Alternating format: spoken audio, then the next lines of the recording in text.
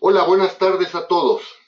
Son las 18 horas, día 5 de octubre, momento de dar inicio al webinario que para el día de hoy tenemos programado en materia de supervisión, concretamente enmarcada en las habilidades de liderazgo. Soy Emilio Villalobos, directivo de Findes, que les agradece nuevamente la oportunidad de dirigirme a todos ustedes. Se encuentra conmigo el profesor Joaquín Mendoza Alfaro, especialista de Findes en el área de desarrollo organizacional, a quien me permito presentar como un psicólogo con estudios de posgrado en administración y diversos cursos y diplomados en el área de desarrollo organizacional y humano.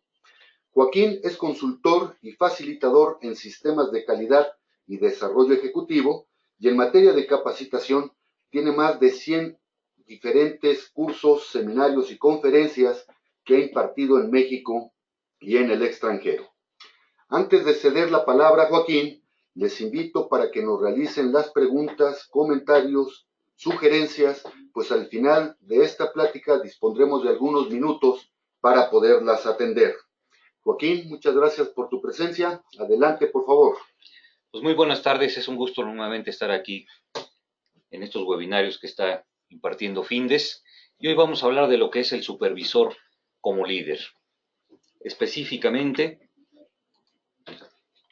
como tal, pues vamos a empezar definiendo lo que es el supervisor. Estos dos autores, Booth y Good, lo definen como la persona que observa desde arriba un grupo de trabajo o un equipo y ayudan a sus miembros a desarrollar un trabajo que cree valor para los clientes.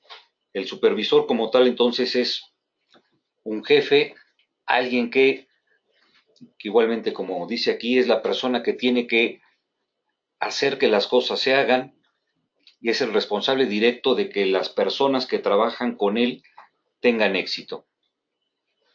Es a partir de esto entonces que finalmente cuando imparto este curso hago estas dos preguntas. La primera es, cuál creen ustedes que sería la principal función de un supervisor o un jefe? Les voy a dar 10 segundos para que lo piensen.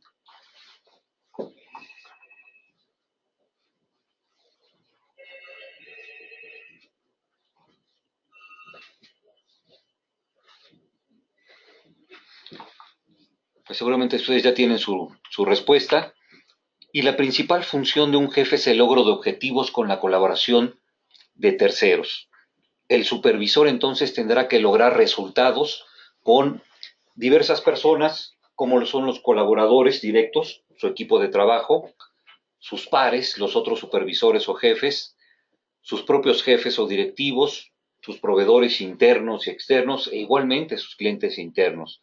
Entonces, un supervisor, un jefe, es aquel que tendrá que lograr resultados con todas las personas que está a su alrededor y tendrá que hacerlo preferentemente negociando con ellos, acordando con ellos, determinando estándares y ganándose la voluntad de su equipo de trabajo.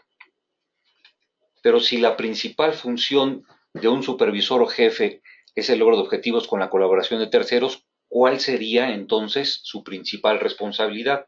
Les doy otros 10 segundos para que la piensen.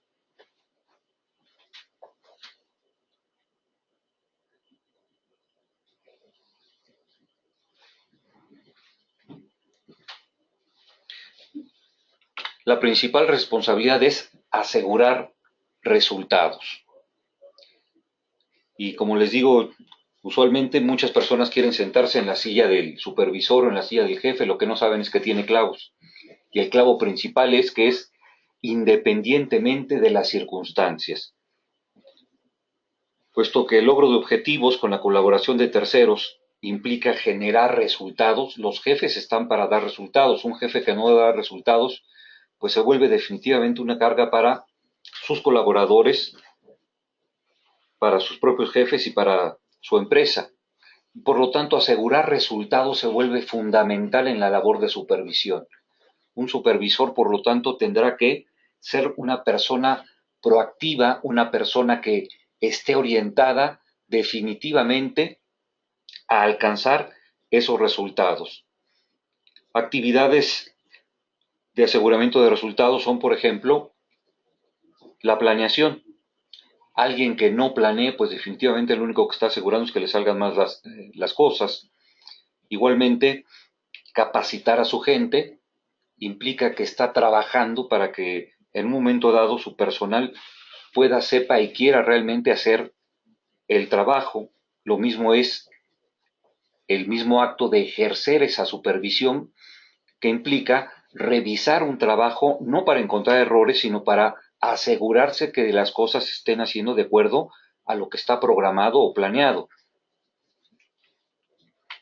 Y es por eso que el supervisor tendrá que ser una persona que ejerza correctamente el liderazgo.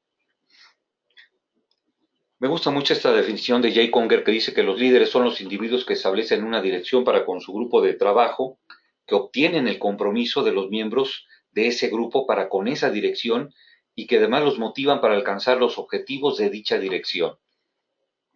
Esto implica que el supervisor debe de colaborar estrechamente con ellos y debe de sacar los resultados con ellos. Sin embargo, el liderazgo se puede ejercer bien o mal. Hay buenos y malos líderes.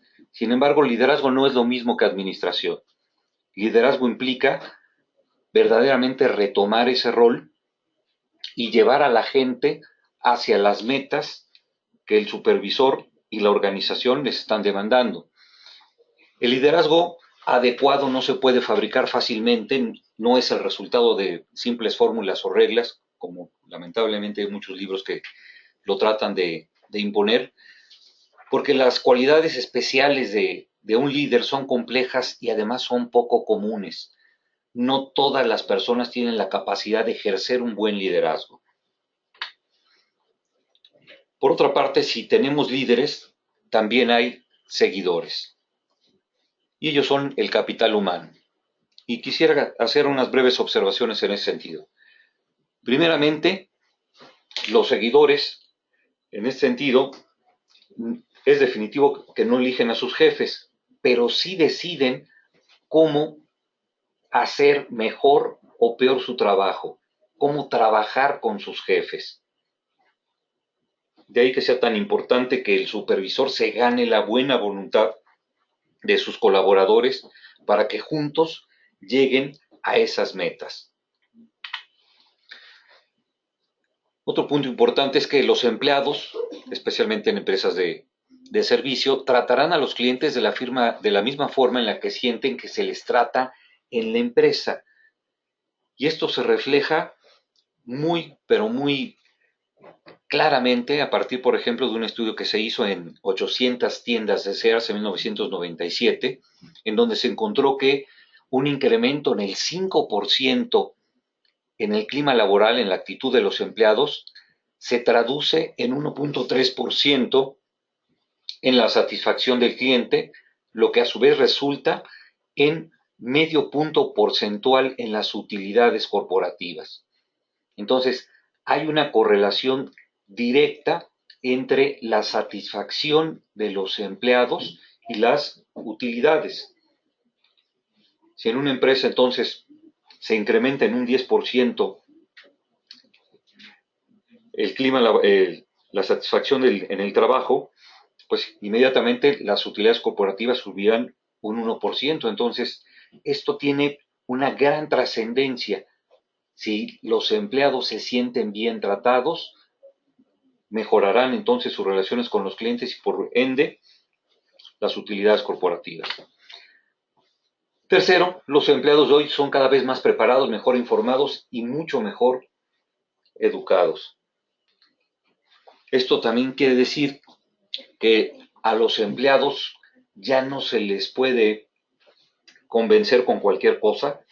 Los empleados hoy más que nunca están bien claros de que están en el siglo XXI, saben dónde conseguir la información, saben en muchos casos cómo hacer con ella y por lo tanto convencerlos deberá ser más allá de las palabras. Y es aquí donde el liderazgo a partir de las acciones tendrá que ser mucho más importante. Y un cuarto punto, y también sumamente relevante, personas inteligentes hacen empresas inteligentes. Y aquí pongo un ejemplo muy claro.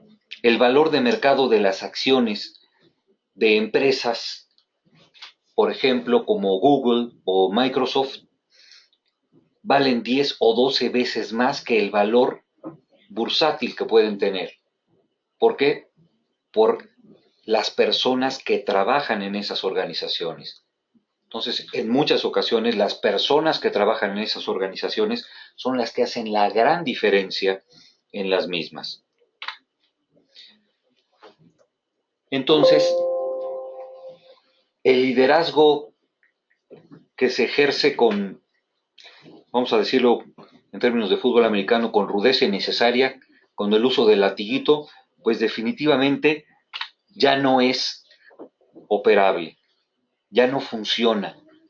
Las empresas o las personas que lo usan definitivamente se exponen a no obtener los resultados que sus organizaciones les están demandando. Y esto implica alejarse del paradigma, del viejo paradigma del búfalo, cabeza y manada. Los búfalos, como trato de ilustrarlo aquí, son fieles seguidores de un líder. Hacen lo que el líder quiere que haga, van a donde el líder quiere que vaya. Y esto lo descubrieron hace muchos años, muy lamentablemente, los colonizadores de Norteamérica y parte de México, porque encontraban al búfalo líder y si mataban al búfalo líder, los demás se quedaban quietecitos. Entonces se volvía una especie de tiro al blanco. ¿Por qué? Porque los demás no se movían porque no estaba el líder. Fue así que pasaron de aproximadamente 60 millones a 750 ejemplares a finales del siglo XIX. En solamente un siglo se acabaron casi 60 millones de ejemplares. Y hoy el cambio es el cambio de paradigma al cambio en el capital y un enfoque en el capital humano. Y es un cambio que empieza a operar en todos los negocios. Todo apunta entonces hacia ese gran patrón, la participación decidida y total de todos los empleados, que es el capital humano. Y considérenlo, las dos grandes ventajas competitivas en el siglo XXI son la innovación y la calidad en el servicio. Y ambas están en función de las personas. No es de a gratis el auge que tiene actualmente la función de capital humano, la función de recursos humanos en las organizaciones. Y estos cambios traen aparejadas varias situaciones. En primer lugar, los líderes transfieren la pertenencia del trabajo a aquellos que lo ejecutan. Los líderes necesariamente, a partir también de lo que es el planeamiento de las estructuras organizacionales, tienen que delegar y confiar más en su gente, tienen que delegar más. Los esquemas de facultamiento en las organizaciones de servicio son cada vez más frecuentes, los empleados empiezan a tomar decisiones porque están facultados para ello, y es parte de ese gran cambio que se empieza a dar. Igualmente, los líderes son responsables de crear el ambiente para que los empleados se sientan verdaderamente comprometidos. Son aquellos responsables de crear el ambiente para la pertenencia de tal manera que cada persona entonces asuma con ganas y con gusto esa responsabilidad. Hoy está muy de moda lo que se llama el engagement, ese involucramiento, ese ponerse la camiseta, traer la puesta. Buscar ese compromiso implica definitivamente que las personas tienen que sentir que están trabajando en algo en lo que hayan sentido. Un gran estudio que se hizo en la Universidad de Harvard con más de 12,000 personas de docenas de organizaciones, encontró que aquello que hace que se cree el compromiso de manera más clara y directa son los avances con sentido y propósito. Cuando los empleados sienten que no hay avances con sentido y propósito, entonces dejan de creer, dejan de confiar y definitivamente empiezan simplemente a transitar en la organización, pero no a hacer verdaderamente todo lo que pueden.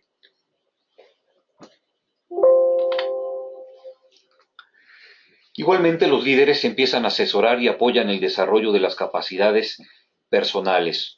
Hoy el coaching empieza a ser un modelo de liderazgo, líderes que buscan el desarrollo de las personas, que están preocupados y ocupados realmente en que las personas generen todos los resultados que pueden realmente dar y que desarrollen todo su potencial.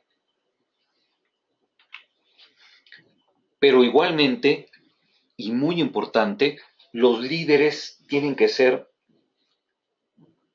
perpetuos aprendices. Tienen que aprender rápido por sí mismos, igualmente para que otros aprendan igualmente rápido. Entonces tendrán que aprender rápido para que los demás aprendan rápido y se muevan en las condiciones que les demandan sus organizaciones. También quiero hablarles un poco de lo que son los puntos para la comprensión del liderazgo. El primero de ellos es que el liderazgo parte de la capacidad personal para alcanzar esos resultados basados en una relación interdependiente entre el líder y sus seguidores, en un contexto social determinado. Entonces, el líder es el que marca el rumbo, el que está señalando el camino y el que hace que las personas avancen junto con él. Pero esa es una situación interdependiente. El líder se ve influido por sus colaboradores, así como sus colaboradores son influidos por el líder. Ya lo dice bien Rudyard Kipling, el autor del Libro de la Selva: la fuerza de la manada es el lobo y la fuerza del lobo es su manada. Un segundo punto es que el liderazgo es un fenómeno dual y de influencia mutua. Es una relación dinámica en donde unos y otros entonces están aprendiendo y influenciándose mutuamente. Tercer punto también muy relevante es que los líderes deben de desarrollar la capacidad de ver posibilidades futuras y transmitirlas por medio de una visión que estimule y una a sus seguidores para alcanzar un objetivo. Una visión de futuro que realmente anime a las personas a ver que hay algo más que hacer en su trabajo que los procesos cotidianos a los que están expuestos todos los días. Algo que verdaderamente los inspire y los lleve a buscar cosas distintas y a dar verdaderamente ese esfuerzo discrecional que es tan importante. Un cuarto punto lo constituye también en que el líder es un formador y habilitador de su gente. Y es a lo que muchos le han llamado un moderno Pigmalión. Pigmalión, dentro de la mitología griega, fue un extraordinario escultor. Hizo la escultura de una mujer guapísima y le quedó tan bonita que decidió no venderla, se quedó con ella porque se enamoró perdidamente de su obra. Fue así que Afrodita le concede, al ver que estaba tan enamorado de ella y padecía por el amor que no iba a tener de la estatua, que le concede la vida a la estatua. Se llama en la mitología Galatea, y es a partir de esto que se dice que es la profecía que llegó a realizarse en sí misma. Y esto implica ver en los demás las posibilidades, no verlos como incapaces, sino todo lo contrario, con personas que tienen todas las posibilidades para hacer y hacer la diferencia en las organizaciones. Y el quinto y último punto que quiero tratar en este apartado es que el liderazgo conlleva una profunda necesidad de trascendencia. No todas las personas, lamentablemente, tienen esa necesidad de trascendencia y por lo tanto no ejercen el liderazgo con la pasión que se requiere para llevar a cabo el trabajo del líder. Los verdaderos líderes son aquellos que ponen esa pasión en su trabajo, porque quieren trascender, quieren dejar huella en su trabajo, quieren dejar algo que los demás recuerden. Como les digo a los participantes en mis cursos, ¿de qué quieren que se acuerden de ustedes? ¿Cómo quieren que se acuerden de ustedes? ¿Cómo quieren ser recordados cuando ya no estén ocupando su puesto? ¿Qué quieren que se diga favorablemente de ustedes? Y eso es algo que implica esa necesidad de trascendencia. Y digo esto porque básicamente el liderazgo es un rol, es un papel y por lo tanto se decide retomarlo o no. Hay personas que no lo toman, algunas veces no lo toman con esa seriedad, otras veces no desean hacerlo, otras veces les faltan las agallas realmente para decidirse a asumir ese rol. No es algo definitivamente que se traiga en los genes. Si así fuera, pues, hablando en mi caso particular, pues yo sería, además de líder en mi trabajo, en los cursos, sería líder en otras actividades que tengo como puede ser un equipo deportivo o un conjunto musical, pero llego a mi casa y como les digo, a sus órdenes, jefa. Entonces no podemos ser líderes en todos los aspectos de nuestra vida. ¿Por qué? Porque es un rol. Lo tenemos que asumir y tenemos que decidir en dónde y en cuándo. Hay situaciones o circunstancias que nos favorecen en un momento dado en el liderazgo. Voy a mencionar algo, por ejemplo, que menciona Malcolm Gladwell. Más del 85% de los CEOs, los directores, los más altos directores de las empresas del Fortune 500, por ejemplo, miden más de un 85. ¿Por qué? Pues que simplemente es un atavismo que tenemos de mucho tiempo de que las personas altas son personas fuertes y como son fuertes en un momento dado, pudieran tener esa capacidad de fortaleza y asimismo de liderazgo. Por supuesto que no es cierto, si no, pues no, nunca hubiera sido líder Napoleón, por ejemplo. Sin embargo, es parte de esas cosas que en un momento dado ejercen esa influencia sobre los demás. Pero el liderazgo ante todo entonces es un rol. Y por lo tanto, el papel del líder entonces se empieza a transformar. Se empieza a transformar porque el líder debe de desarrollar un ambiente de trabajo libre de miedo. Un ambiente de trabajo en donde las personas sean verdaderamente libres de sentir su trabajo, de aportar en el mismo y de tomar riesgos. ¿Tomar riesgos para qué? Pues para innovar. Decíamos que una de las situaciones, una de las ventajas competitivas fundamentales de las organizaciones es innovar y si no se atreven a tomar riesgos, pues nadie va a innovar. Y es un ambiente libre de trabajo en donde incluso se puede hablar libremente de los errores, porque si los errores no se corrigen, si nadie puede hablar de sus errores, entonces los errores entonces se empiezan a perpetuar. También el líder es una persona que tiene que promover el arraigo. Tiene que promover arraigo, tiene que hacer que las personas verdaderamente encuentren ese sentido del que estábamos hablando en su trabajo, algo que verdaderamente les llene. Y eso a su vez generará también un sentido de pertenencia. El querer trabajar y poner todo su esfuerzo en una organización para hacerla grande porque me siento parte de algo que vale la pena. Y eso le da también ese sentido de trascendencia. Igualmente el líder, por lo tanto, tendrá que ser una persona que administre valores, una persona que tiene que ser una persona íntegra, una persona coherente, que viva día a día sus valores. En un mundo en donde todo cambia a la velocidad del rayo, y si no vean ustedes cuántas apps se actualizaron el día de ayer en su teléfono, todo está cambiando, entonces los valores retoman una importancia fundamental. Y finalmente el líder es un administrador de talentos. Es alguien que promueve el talento, promueve que las personas den lo máximo, las personas se entrenen para hacer lo que tienen que hacer y lo hagan bien en el momento en el que lo tienen que hacer. Por lo tanto, el líder se convierte en un constructor de cultura. Y esta ilustración me encanta y creo que es bastante clara. No es ser lo mismo líder que jefe. ¿Por qué? Porque el líder definitivamente ejerce el poder de manera diferente.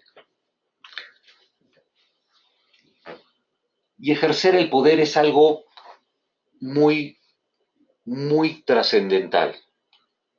Y me encanta esta cita de Pítaco. El poder desenmascara a las personas. Personas que no están bien centradas, evidentemente, como dicen por ahí, se van a marear en un ladrillito. El liderazgo exige habilidad, experiencia y también un punto de vista personal maduro respecto a los matices y complejidades de la vida y de la vida organizacional. Solo los hombres y las mujeres que han cultivado una filosofía de vida son capaces de ejercer un auténtico liderazgo. El liderazgo no es para personas inmaduras. Y me refiero aquí al poder, en términos de cómo lo define Max Weber, como la capacidad de influir sobre la conducta de los otros. Esa capacidad que tienen los líderes para influir positivamente en los otros. Y debemos estar conscientes que el poder como tal es, como les pongo aquí, como una cantidad colocada en el banco. El poder es fuente de crédito que crece con el uso y permite que otros se sientan a sí mismos más fuertes y más ricos. Pero también puede ocurrir lo contrario. Hay personas que echan su poder, lamentablemente, por la borda. ¿Por qué? Porque son incongruentes. Dicen una cosa y hacen otra.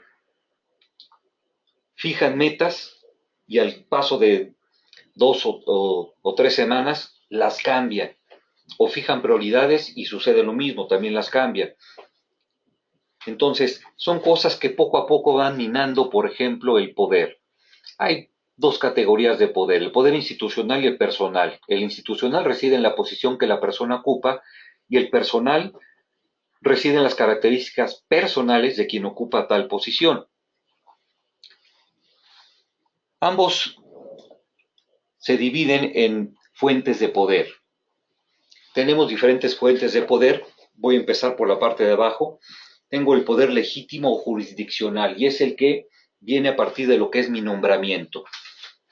Como tal, yo tengo el nombramiento y por lo tanto yo soy quien tiene la última palabra. Pero dar el manotazo y decir que soy el jefe implica que ya me quedé sin argumentos. Entonces, aunque sí es un poder que puedo emplear, definitivamente deberá de ser usado con mucho tiento.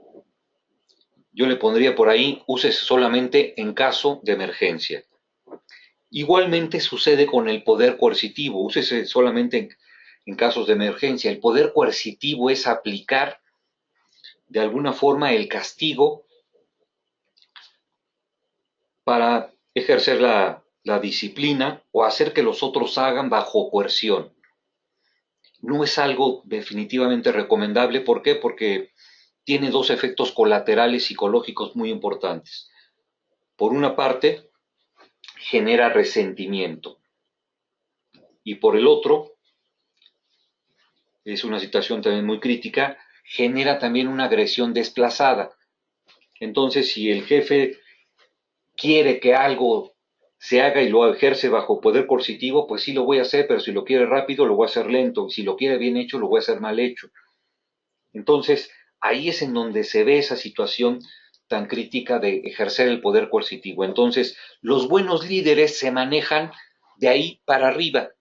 Utilizan prácticamente el poder retributivo de recompensa, el poder pericial de experto y el referencial. Continúo con el retributivo de recompensa. Parte de los poderes que otorga también la institución es el poder de poder recompensar a los demás.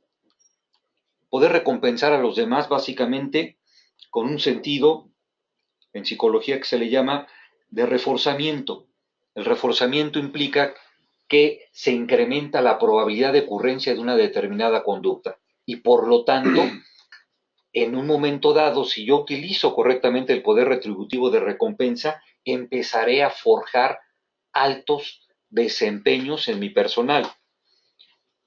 Del lado del poder, de las fuentes de poder personal, está el poder pericial o de experto, que hoy es tal vez uno de los más difíciles de ejercer, puesto que el conocimiento es tan amplio y tan vasto que ser un experto se convierte en algo bastante complejo, pero puede ser una fuente de poder cuando alguien domina a la perfección todos sus procesos. Y por último está el poder referencial. El poder referencial es el poder que yo me gano día a día con los otros. Es el poder del referente, es el que me conceden los demás. ¿Por qué? Por una simple y sencilla razón, porque me los he ganado como personas. Entonces, estas fuentes del poder nos dan también entonces un punto de referencia muy importante en cuanto a que mi poder no debe de estar centrado en uno o en otro, sino que tengo, por lo tanto, diferentes opciones para ejercerlo. Y bueno, para terminar, una reflexión. Y me gusta mucho esta cita de Axayácatl, rey de los aztecas: la voluntad de ser está en nosotros, así como la voluntad de ser mejores. A los líderes nos corresponde facilitar a nuestra gente el logro de estas aspiraciones. Pues este ha sido el webinario de supervisión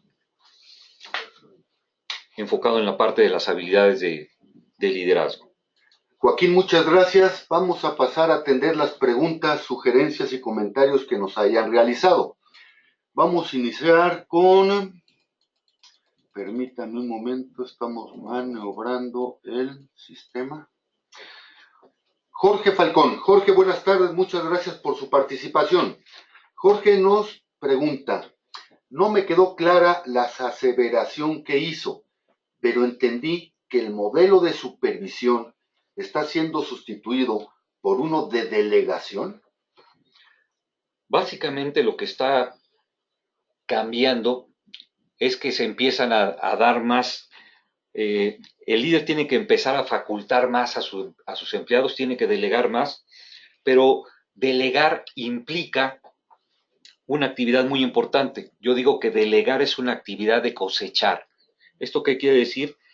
Pues que cosechar solamente está al alcance de aquellos que han trabajado la tierra, por ejemplo.